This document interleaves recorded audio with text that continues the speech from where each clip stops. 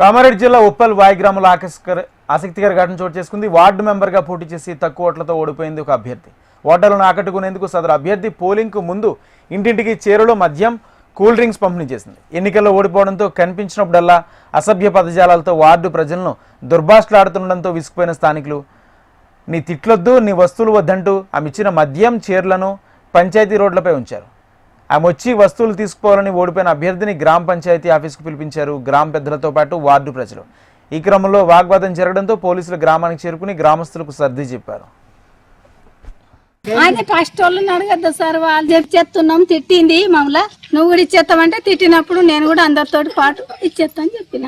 మరా మేము ఇక్కడ కూర్చున్నామంటే నేను స్టేషన్లో పనిచేసేదాన్ని. బండి మీద మా అల్లుడు అతి దించేసిపోయాడు. తెచ్చిన సీసా చీర అడవడేసిన నెంబర్ అవునట్టే తిట్టిందట. నేను ఇట్లనే లేను, నోటికొచ్చినట్టు తిట్టిందట. ఆడోళ్ళని మగోళ్ళని అది ఎక్కువ పని ఇచ్చేద్దామని అన్నారు మొన్న.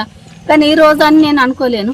మేము మళ్ళీ ఇచ్చేస్తున్నాం గ్రామ పంచాయతీ కానీ అంటే తెచ్చిన సీసా తెచ్చిన. ఖ్యాతం బాబా వార్డు మెంబర్కు 2వ వార్డుకు నిలబడ్డది.